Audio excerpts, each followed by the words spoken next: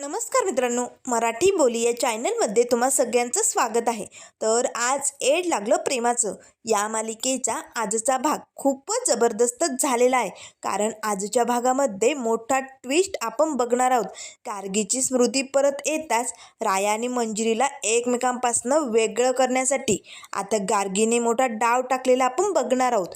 तर इकडे आता राया आणि मंजिरीला डॉक्टर सांगत असतात, हे बघा, खूपदा अशा केसेसमध्ये पेशंटची स्मृती परत येते किंवा एखाद्या वेळेस उलटही घडता पेशंट लॉसमध्ये जाऊ शकतं.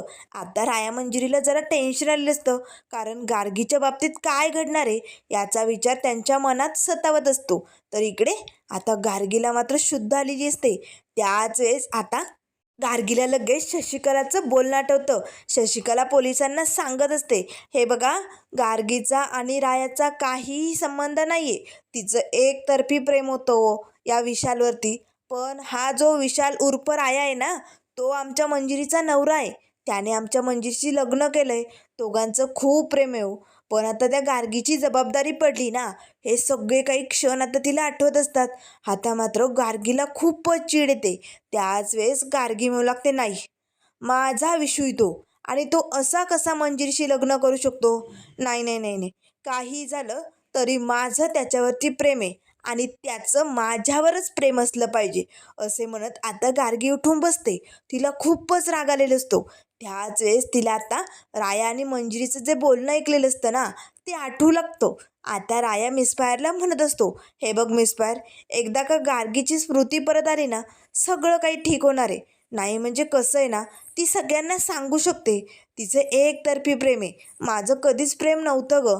त्यामुळे या सगळ्याची जबरदस्ती चालली ना माझ्यासोबत, ती बंद होईल. कसं आहे ना, इंद्रायणी मॅडमला माहिती आहे ग, माझं प्रेम नाही आहे तिच्यावर. पण आता मुलीच्या प्रेमापोटी त्या हे सगळं करतायत. पण जेव्हा गार्गी स्वतः सांगेल ना, तेव्हा मात्र मी या सगळ्यातनं नक्कीच सुटू शकतो. आणि मग मिसफायर फक्त आपणच दोघे. आता मात्र लगेच गार्गी म्हणू लागते, नाही विशू, मी तुला माझ्यापासनं दूर होऊ देणार नाही. काय करू मी, ज्यामुळे माझा विशू फक्त माझा होईल आणि या मंजिरीला मी बाजूला करून टाकेल? काय करू, काय करू असे विचार तिच्या मनात चालू असतात. त्याच वेळेस गार्गी उठून बाजूला जाते. आता मात्र लगेच गार्गीच्या डोक्यात एक भन्नाट कल्पना आलेली असते. तेव्हा ती हसतच म्हणू लागते, हे मला करावंच लागेल. मला सगळं आठवतंय, माझी स्मृती परत आली. हे जर सगळ्यांना कळालं तर मग माझा विशू मला सोडून त्या मंजिरीबरोबर संसार करायला निघून जाईल. पण मंजिरी, मी असं होऊ देणार नाही. मला हे नाटक असं सुरू ठेवावं लागेल. त्यासाठी भलेही मला लहान मुलीसारखं वागावं लागलं तरी चालेल, पण माझ्या विशूला मी माझ्या जवळच ठेवणार. आणि बरोबर तो माझ्याबरोबर राहिला की माझ्या प्रेमात पडेल. आणि एकदा का माझ्या प्रेमात तो पडला की तो मला सोडून कधीही जाणार नाही. मग मंजिरी, एकदा का विशूचं आणि माझं प्रेम सुरू झालं की दुधात पडलेल्या माशीसारखं मी तुला असं काढून दूर फेकणार मंजिरी. बघ, माझा विशू फक्त माझाच होऊ शकतो. असे म्हणताच गार्गी आता तिथे खुर्चीवरती बसते आणि म्हणू लागते, कसं आहे ना, युद्धात आणि प्रेमात सगळं काही माप असतं. आणि म्हणूनच मला विशूला मिळवण्यासाठी हे करावंच लागेल. कारण विशू फक्त माझं प्रेम नाही, तर माझं सर्वस्व आहे. आणि मंजिरी, तू माझ्या विशूला माझ्यापासनं हिरावून नाही घेऊ शकत. ही गार्गी जिवंत असेपर्यंत हे होणंच शक्यच नाही आहे. असं मी होऊच देणार नाही. कारण मंजिरी, आता तुला माझ्या आणि विशूच्या आयुष्यातनं कायमचं दूर व्हावंच लागेल. असे म्हणताच आता लगेच राया मंजिरी दरवाजा उघडून रूममध्ये येतात. आता गार्गी मात्र लगेच पटकन बेडवरती झोपून घेते. आता गार्गी शुद्धीवरती आली हे बघताच राया मंजिरीला खूपच आनंद होतो. तेव्हा लगेच राया म्हणू लागतो, मिसफायर, अगं गार्गी शुद्धीवर आली, तुला दिसते ना मिसफायर? आता दोघेही धावतच गार्गीजवळ येतात. गार्गी मात्र शांतपणे गुपचूप आता पडून आता दोघांकडे डोळे मोठाले करून बघत असते. त्याच वेळेस मंजिरी आणि राया विचारू लागतात, गार्गी, तू बरी आहेस ना? तुला बरं वाटतंय ना? ठीक आहेस ना तू? पण एक नाही दोन नाही, गार्गी गुपचूप पडलेली असते. तेव्हा लगेच आता राया म्हणू लागतो, गार्गी, अगं बोल ना काहीतरी, तू बोलणार नाही का आमच्याबरोबर? गार्गी, आता मात्र राया मंजिरीला भीती वाटते. नक्की बोलत का नाही आहे? काय झालंय? याचा अर्थ हिला सगळं आठवलंय का? असे प्रश्न आता त्यांच्या मनात आलेले असतात. त्याच वेळेस मंजिरी म्हणू लागते, गार्गी तुला पहिलं काही आठवतंय का? नाही म्हणजे तसं आठवत असेल तर आम्हाला सांगशील? गार्गी सांग ना गं. त्याच वेळेस आता लगेच राया म्हणू लागतो, गार्गी अगं मी तुझा विशू आणि ही तुझी मंजिरी आंटी. त्याच वेळेस गार्गी पटकन रायाचा हात पकडते आणि अशी कट्टी सॉल्व करते. आता मात्र राया मंजिरी गार्गीकडे बघत असतात. त्याच वेळेस गार्गी म्हणू लागते, हिरो आता तू माझ्याबरोबर जी असलेली कट्टी होती ना ती मोडली ना, आता आपण सो घेतली ना. आता मात्र राया मंजिरीला खूप वाईट वाटतं, कारण गार्गीचं हे लहान मुलीसारखं बोलणं ऐकून त्यांना धक्का बसतो. डॉक्टरांनी ते सांगितलं होतं कदाचित गार्गीची स्मृती परत येईल, पण हे सगळं दृश्य पहिल्यासारखंच. आता दोघे मात्र एकमेकांकडे बघू लागतात. त्याच वेळेस आता लगेच गार्गी मनाशीच म्हणू लागते, विशू मला माहिती माझी स्मृती परत आली नाही, हे ऐकून तुला खूप मनापासून वाईट वाटतंय, पण आपल्या प्रेमासाठी मला हे करावंच लागणार विशू. आता बघ मी असं नाटक करणार ना, या मंजिरीला कायमचं दूर करणार. त्यासाठी भलेही मला हिला जगातनं उठवावं लागलं तरी चालेल, असे आता गार्गीने मनोमनी ठरवलेलं असतं. तेव्हा लगेच आता गार्गी म्हणू लागते, मंजिरी आंटी माझा हिरो आता माझ्याशी बोलणार आहे ना, तू आता माझ्याशी कट्टी नाही घेणार ना? तेव्हा लगेच आता मंजिरी म्हणू लागते, नाही नाही आता तो नाही तुझ्याशी कट्टी घेणार, तू मस्त बोलेला, आता तू बरी हो, आराम कर, मग आपण मस्त घरी गेल्यानंतर खेळूया. तेवढ्यात लगेच रायम लागतो, मिस्फायर मी आलोच डॉक्टरांशी बोलून येतो. गार्गी आता पटकन लगेच रायाचा हात पकडते. थांब ना रे, हिरो आहे ना तू माझा, नको ना जाऊ. तेव्हा लगेच मंजिरी म्हणू लागते, गार्गी अगं तुझ्या हिरोला डॉक्टर अंकलला भेटायचं आहे ना, मी आहे तुझ्यासोबत, जाऊ दे. आता लगेच गार्गीला खूपच राग येतो. ही मंजिरी सारखी माझ्या विशूच्या आणि माझ्यामध्ये का येते? सोडणार नाही मी हिला. त्याच वेळेस आता राया लगेच डॉक्टरांना भेटण्यासाठी तिकडनं निघून जातो. तेव्हा गार्गी आता लगेच रुसून बसते. आंटी माझा हिरो पुन्हा रागवला का? तो का गेला माझ्यापासनं दूर? तेव्हा लगेच मंजिरी म्हणू लागते, नाही गं अगं तो डॉक्टर अंकलला भेटायला गेलाय की नाही? मग डॉक्टर अंकलशी बोलायचंय, तुला इकडनं सोडून घरी न्यायचंय की नाही, म्हणून गेला. तो रागवला नाही या. आणि गार्गी आता मी पण जाते, डॉक्टर अंकल काय म्हणतायत ते बघते तोपर्यंत तू आराम करशील ना? तेव्हा गार्गी म्हणू लागते, चालेल. आता लगेच मंजिरी डॉक्टरांकडे भेटण्यासाठी निघून जाते. त्याच वेळेस आता लगेच हसतच गार्गी म्हणू लागते, आता खरी गेम सुरू होणार.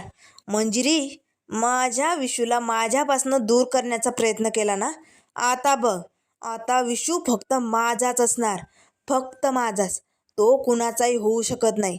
माझं त्याच्यावरती प्रेम आहे आणि माझं प्रेम मला मिळायलाच हवं, असे म्हणत आता गार्गी मात्र हसत असते. तर इकडे आता राया डॉक्टरांशी बोलतो. तेव्हा डॉक्टर म्हणू लागतात, हे बघा मी गार्गीचा चेकअप केलाय, तिच्या परिस्थितीत काही सुधारणा झाली नाही, म्हणजे तिची स्मृती काही परत आली नाही, ती आहे तशीच आहे. पण बरं झालं या सगळ्या घटनात तिचा जीव गेला नाही, हे महत्त्वाचं आहे. पण हां, लवकरात लवकर तिला सगळं काही आठवेल असं वाटते, तिची स्मृती लवकरात लवकर परत येईल, पण तोपर्यंत तुम्हाला तिची काळजी घ्यायची. त्यावर लगेच राय म्हणू लागतो, ठीक आहे डॉक्टर. तेव्हा डॉक्टर म्हणू लागतात, आता तिला बरं वाटतंय, तुम्ही आता डिस्चार्ज घेतला तरी चालेल.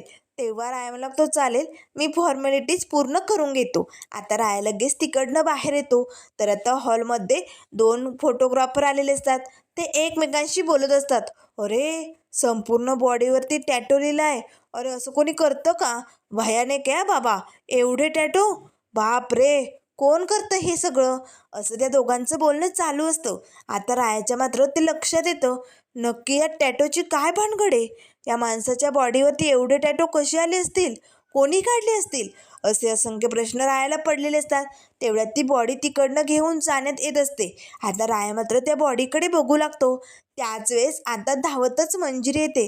राया, अरे राया चल ना पटकन, इन्स्पेक्टर साहेब आलेत, अरे गार्गीचं स्टेटमेंट घ्यायचं आहे ना, चल लवकर. आता लगेच रायाही पटकन निघालेलो असतो. तर इकडे आता गार्गी रूममध्ये बेडवरती बसलेली असते, ॲपल खात असते आणि बाकीच्या फळांबरोबर अशी खेळत असते. अगदी बॉलसारखं त्या फळांना फेकत असते, झेलत असते. तेवढ्यात लगेच आता इन्स्पेक्टर साहेब आतमध्ये येतात. तेव्हा गार्गी म्हणू लागते, इन्स्पेक्टर अंकल तुम्ही? आता लगेच ती मस्त असा इन्स्पेक्टर साहेबांना असा सलाम मारते. त्याच वेळेस इन्स्पेक्टर साहेब आता तिथे खुर्चीवरती बसतात आणि म्हणू लागतात, गार्गी आता कसं वाटतंय तुला? तेव्हा गार्गी म्हणू लागते, पोलीस अंकल तुम्ही मला भेटायला आलायत? तेव्हा लगेच आता ते ऑफिसर्स म्हणू लागतात, हो मी तुलाच भेटायला आलोय आणि तुला काही प्रश्नही विचारायला आलोय. तू त्या प्रश्नांची उत्तरं देशील ना गार्गी? आता गार्गी अगदी पहिल्यासारखं लहान मुलीचं अगदी नाटक छान पद्धतीने पार पाडत असते. कारण आता तिला मंजिरीला रायापासून दूर करायचं असतं ना, म्हणून हे सगळं नाटक अगदी छान चालू असतं. त्याच वेळेस आता गार्गी म्हणू लागते, चालेल मी तुमच्या प्रश्नांची उत्तरं देईल हा. त्याच वेळेस इन्स्पेक्टर साहेब म्हणू लागतात, आणा त्यांना इकडे. आता कॉन्स्टेबल मॅडम पटकन लगेच शशिकला काकूला घेऊन येतात. तेवढ्यात आता राया मंजिरी धावत आलेले असतात. त्याच वेळेस आता शशिकलाला बघताच गार्गी मात्र रागानेच तिच्याकडे बघू लागते. त्याच वेळेस आता शशिकला म्हणू लागते, बाळा गार्गी कशी आहेस तू? तू ठीक आहेस ना? तुला काही झालं नाही ना? तू सांगा यांना सगळं खरं खरं सांग. त्यावर लगेच आता ते पोलीस म्हणू लागतात, हो तुम्हाला इकडे आम्ही आमच्या कामासाठी आणलंय, तुमची चौकशी नंतर करा, गप्प बसा.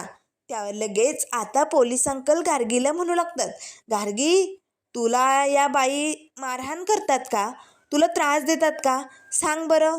तेव्हा गार्गी म्हणू लागते, पोलीस अंकल ही शव आंटी खूप बॅड आहे, ती मला नाही आवडत.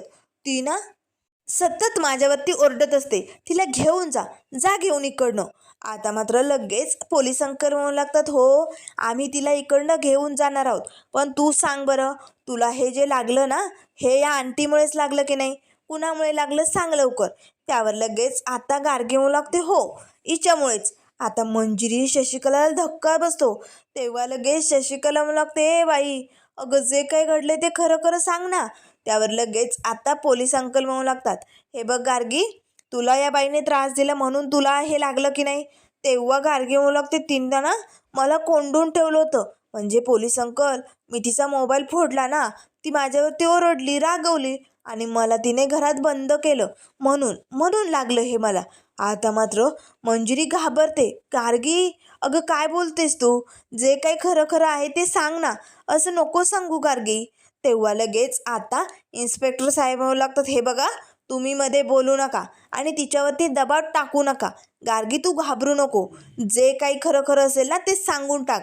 तेव्हा लगेच गार्गी म्हणू लागते, पोलीस अंकल या काकूने मला घरात कोंडलं, पण मला आमरसपुरी खायची होती म्हणून मी गॅसजवळ गेले आणि आमरस घेतला, पण पुऱ्याच नव्हत्या आणि मी त्या तेलाच्या कढईला हात लावला.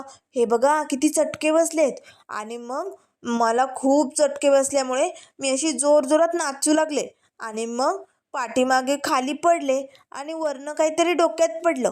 तेव्हा मंजिरी म्हणू लागते, डबा फळीवरचा डबा पडला होता. इन्स्पेक्टर साहेब मी सांगितलं ना, तो डबा तिच्या डोक्यात पडल्यामुळे तिला लागलंय. त्यावर लगेच आता इन्स्पेक्टर साहेब म्हणू लागतात, गार्गी मग या काकूमुळे लागलं नाही आहे का तुला? तेव्हा लगेच गार्गी म्हणू लागते, नाही या आंटीमुळे नाही लागलं, त्या फळीमुळे आणि त्या डब्यामुळे लागलं. पोलीस अंकल तुम्ही एक काम करा, त्या फळीला आणि डब्याला घेऊन जा. त्यावर लगेच आता शशिकला खुश होते. तेव्हा आता पोलीस अंकल म्हणू लागतात, ठीक आहे आम्ही त्या डब्यालाही मारतो आणि त्या फळीलाही मारतो, पण आता तू काळजी घ्यायची आहे, चालेल? त्यावर लगेच आता शशिकला म्हणू लागते, ऐकलं? अहो इन्स्पेक्टर साहेब ऐकलं ना तिच्या तोंडून? अहो मी नाही केलं हे सगळं, सोडा आता, हात सोडा माझा. पांडुरंगा वाचवलं रे बाबा, मी लाख वेळा यांना समजावून सांगितलं मी नाही मारलं तिला, मी नाही मारलं, पण नाही माझं कोणी ऐकतच नाही. आता तिने सांगितलं ना, बरं झालं देवा मोठ्या संकटातनं बाहेर पडले, वाचले रे बाबा, अगदी हिच्या रूपातनं परमेश्वरच भेटला, असं आत्ता शशिकलाची बडबड चालू असते. त्याच वेळेस इन्स्पेक्टर साहेब म्हणू लागतात, हो ऐकलं ऐकलं, तुमच्या पांडुरंगाने ऐकलं आणि पोलिसांनी ऐकलं, पण एक गोष्ट लक्षात ठेवा, इथून पुढे गार्गीला त्रास देणं बंद करा. जर तिला त्रास देण्याचं काम केलं तर मग गुन्हेगार गुन्हेगार असतो आणि पोलीस ते पोलीस असतात, मग तुम्हाला आम्ही शिक्षा करणार आणि त्यावेळेस तुमचा पांडुरंग येणार नाही आहे, एवढं लक्षात ठेवा. आता लगेच पोलीस अंकल तिकडनं निघून जातात. तेव्हा गार्गी जोरजोरात टाळ्या वाजवते, शो आंटी आता तू फक्त मला त्रास दे, मग मी लगेच माझ्या फ्रेंडला म्हणजे पोलीस अंकलला बोलवेल, आता ते माझे फ्रेंड झालेत ना. तेव्हा शशिकला म्हणू लागते, नाही गं बाई आता मी तुला त्रास देणार नाही हा, उलट मी तुला आमरसपुरी देईल. आपण मस्त आमरसपुरीचा बेत करूया, चालेल? आता मात्र लगेच मंजिरी म्हणू लागते चालेल चालेल. त्याच वेळेस राया म्हणू लागतो गार्गी, आता आपल्याला घरी जायचं आहे ना, मग मी ना मस्त आपली घरी जाण्याची सोय करून येतो. मला काही फॉर्मॅलिटीज पूर्ण करायच्या आहे. मिस फायर तू थांब. आता लगेच अंजिरी आणि शशिकला दोघी आता गार्गीजवळ बसलेले असतात. त्याच वेळेस गार्गी मनाशीच म्हणू लागते चला, फायनली आता माझं नाटक पूर्ण होतंय. म्हणजे विशूलाही माझ्यावर संशय आला नाही, पोलिसांनाही आला नाही आणि डॉक्टरांनाही आला नाही. याचा अर्थ आता मी जे ठरवलंय ना तसंच होणार, असं आता गार्गी मनोमनी म्हणत असते. तर आता इकडे सगळ्या प्रोसेस पूर्ण झालेल्या असतात. आता राया मंजिरी गार्गीला घेऊन निघालेले असतात. तेवढ्यात आता जय येतो. गार्गी, बरी आहेस ना तू? तुला बरं वाटतंय ना? त्याच वेळेस राया म्हणू लागतो जय, मला ना तुझ्याशी महत्त्वाचं बोलायचंय, 2 मिनटं. त्यावर लगेच आता राया आणि जय बाजूला जाणार. तेच आता गार्गी रायाचा हात पकडते. तेव्हा लगेच आता राया म्हणू लागतो गार्गी, खूप महत्त्वाचं आहे. तेव्हा गार्गी म्हणू लागते हिरो तू नको ना जाऊ, माझं खूप डोकं दुखतोय ना, चल आपण घरी जाऊ. तेव्हा मंजिरी आता गार्गीचा हात बाजूला ओढते. गार्गी, हिरोचं महत्त्वाचं काम आहे की नाही, मग त्याला 2 मिनटं बोलू द्या, आपण इकडे बाजूला उभी राहू. आता गार्गीला मंजिरीचा खूपच राग येतो. आता जय आणि राया दोघेही बाजूला येतात. तेव्हा जय म्हणू लागतो काय झालं राया, एवढं काय महत्त्वाचं आहे? तेव्हा लगेच राया म्हणू लागतो हे बघ टॅटो, तुला माहिती आहे आज या हॉस्पिटलमध्ये एक बॉडी आली होती, तिच्या संपूर्ण शरीरावरती टॅटो कोरलेले होते. याचा अर्थ काय असू शकतो जय? तेव्हा जय म्हणू लागतो टॅटो, अरे ही तर फॅशन झाली. आजकाल लोक संपूर्ण अंगभर काय कुठेही टॅटो कोरतात, त्यात एवढं नवीन काय? तेव्हा लगेच आता राय म्हणू लागतो जय, नवीन आहे. अरे त्या प्रत्येक बॉडीवरती ज्या परीने त्या बॉड्या फेकल्या होत्या ना मृतदेह, त्यावरती असंच टॅटो असू शकतो. आपल्याला हे सगळं सोडून चालणार नाही. त्यामुळे जय, माझा संशय जो आलाय ना मनात तो नक्कीच खरा ठरणार. तू एक काम कर, नाशिकमधल्या सगळ्या टॅटो आर्टिस्टला बोलावून आण. म्हणजे नेमकं बॉडीवरती कुठला आर्टिस्ट टॅटो काढतोय ना याची चौकशी आपल्याला करायला पाहिजे. नक्कीच आपल्याला त्या परीचा शोध लागू शकतो. तेव्हा जय म्हणू लागतो ठीक आहे. आता लगेच गार्गी म्हणू लागते हिरो चल ना. आता गार्गीला घेऊन मंजिरी राया इकडे चाळीत आलेले असतात. आता लगेच गार्गी बेडवरती बसते आणि लगेच हिरोला म्हणू लागते हिरो, आता मी घरी आले ना, आता आपण खूप मज्जा करू, खूप खेळू आंटी. तेव्हा मंजिरी म्हणू लागते हो, पण त्याआधी आराम करायचा, तुला लागलंय की नाही बरं व्हायचं. त्यावर लगेच आता मंजिरी म्हणू लागते आणि सगळ्यात आधी जेवण करायचं, तुला आमरसपुरी आणते मस्त. तेव्हा शशिकला म्हणू लागते थांब मंजिरी मी घेऊन येते. त्याच वेळेस आता रायाचा फोन वाजतो. आता लगेच मंजिरी गार्गीकडे बघत असते. गार्गी पटकन आता रायाचा फोन उचलते. ए विशू, असे आता मनाशीच म्हणत गार्गी रायाकडे बघते आणि लागते हे की हिरो, तुझा मोबाईल. आता रायाला राग येतो. आता लगेच राया पटकन फोन उचलतो. आता त्याला लवकरात लवकर अर्जंट बोलावलेलं असतं. फोन बंद होताच राया म्हणू लागतो गार्गी, असा दुसऱ्यांचा फोन घ्यायचा नाही. एकतर तुझ्यामुळे काकूचा फोन फुटलाय, पुन्हा असा माझ्या फोनला हात लावू नको. असे ओरडताच राया तिकडनं निघून जातो. गार्गीला राग येतो.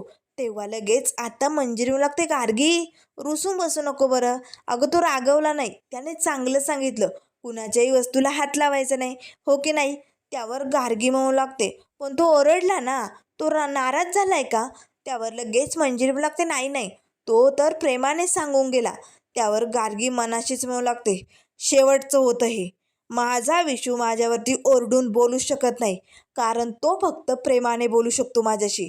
आता हे शेवटचं होतं, पुन्हा माझा विशू अशा आवाजात माझ्याशी बोलणार नाही. त्याच वेळेस आता शशिकला आमरसपुरी घेऊन येते आणि स्वतः गार्गीला भरू लागते. तेव्हा लगेच आता गार्गी म्हणू लागते आंटी तू मला भरवते. तेव्हा शशिकला म्हणू लागते हो, तुला खूप खूप सॉरी आणि खूप खूप थँक्यू. तू पोलिसांना खरं खरं सांगितलं ना, मला खूप आवडलं हे सगळं. तेव्हा गार्गी म्हणू लागते माझ्या मम्माने शिकवलंय मला, कधीही खोटं बोलायचं नाही.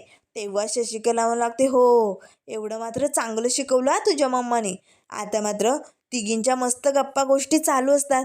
तर इकडे राया आता टिपिकल डंकी जय सगळेजण एका ठिकाणी जमा झालेले असतात. आता जे मृतदेहाचे सगळे फोटो असतात ना त्यावरतीही बरोबर असाच टॅटो कोरलेला असतो. हे सगळं आता रायाच्या लक्षात आलेलं असतं. तेव्हा राया लागतो जय, बघितलं आपण ज्याला तीळ समजत होतो तो एक टॅटो आहे.